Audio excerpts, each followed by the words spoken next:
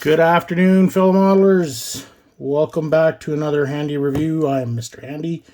Today we're going to take a peek at a print scale resin. Didn't know they existed. I know that they are very famous for their decals, but didn't know that they were breaking out into the resin slash detail parts. So what we got here are detail parts to convert your A6M2 into the A6M2-N Rufe float plane. So basically it's the float plane version of the early Zero. They recommend this for Airfix, I believe. Yeah, recommended for the Airfix kit. I am not going to use that. I'm going to use the Tamiya kit. So let's go in a little closer here. There you go. There's your warnings. There's your kit number 72001. So that is obviously their first, and this is their first kit of their detail line, I guess. And this is the options you get. So there are decals in this as well, as far as I understand. Here are your options. You've got a French option apparently. So I'm not too sure which one. I think I might be going with this one, but not too sure yet. So let's take that off. So it comes with just a slip. Here's your box. Nice, heavy, thick box. There's your instructions. There is your main float. It seems cast pretty good. Oh, that's half the float. So, and yeah, it is not scribe detail. It is raised detail. Interesting. That's an interesting choice. There's your decals. There's your other half of your float. It also comes with bits and pieces to make the cart as well. So we'll show you the casting. Seems pretty nice on these. So as you can see, it's raised detail on them. All your parts are stapled to this wonderful mirror. Here's your instructions. Sorry. So gives you a basic history of the float plane and why it was done. Here's your color chits for Navy float planes. Here's your details for painting. So it gives you, the nice thing is it gives you the split between the Nakajima belt and the Mitsubishi belt split, or the Zeros, which is interesting. And then they give you the different colors. There's their Atoka, which is this wonderful metallic blue color type thing for all the insides.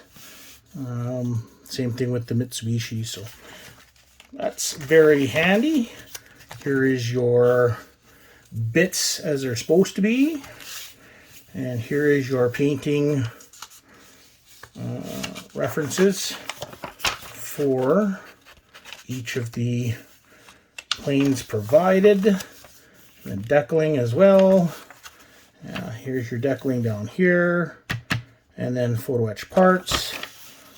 And then recommendation for books and references. There are your decals. I'm not going to take them out. They are just like print scale decals. They are very fine. The nice thing about this is they give you the options for almost, looks like 1, 2, well, 3 if you go with the French, possibly 4 versions. So that's a little unusual for print scale because they tend to only give you enough to do 1, but that's nice. Let's take a look at the parts here. So everything is attached with staples on the back.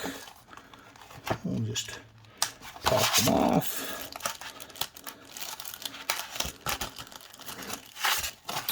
This one's going to be tricky and attached with two.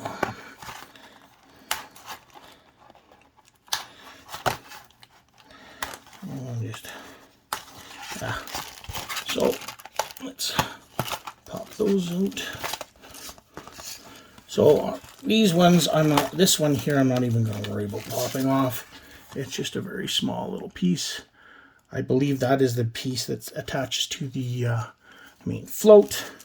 This here is your guide floats for your wings. And of course, those are split in half as well. I'll pull out just one set. There's a little bit of flash on them, as you can see. And a little bit of raised detail as well.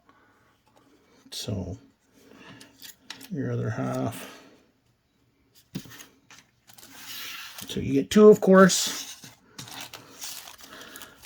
This would appear to be 3D molded. So in this one, it looks like we have the ladder, crew boarding ladder, and your toe part. So that the oh, and it's busted as well. Isn't that awesome? There's your crew ladder. Here's your toe part. And as you can see, it is unfortunately broken. The piece, it looks like, is right here. So the pieces are very, very fiddly, obviously. But what are you going to do, right?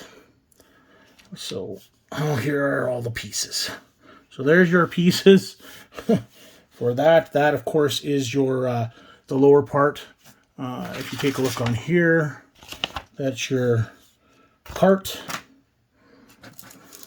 Here's the photo etch pieces for your, as you remember in the instructions, they go on the floats. And then here is, oh, maybe I'm wrong. Maybe this is actually, no, I'm wrong. This is an actual ladder. So that's what that is. Interesting. And then we have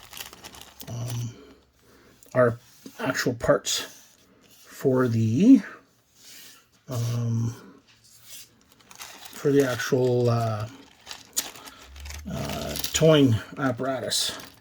So there's a part there. Here's your wheels. All your awesome little bits for towing the Zero. So apparently it's a little diorama that it comes with it, is what it says on the box. Anyways, as you can see, the casting's not too bad.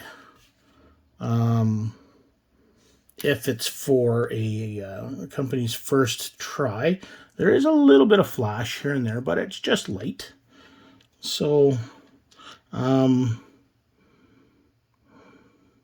these obviously this is 3D printed, I would assume, hence the trees for building it up. I'm not a fan of that, but if that's the easiest route to make things now, so be it. But that is what you get in the kit. Yeah. This, like I said, the print scale. I got this one off of eBay. It is on Hanat's site. And it's probably on a couple of other sites. Look under your print scale stuff. But yeah, this one I got on eBay for about 50 bucks. I think it's going for around 60 Canadian.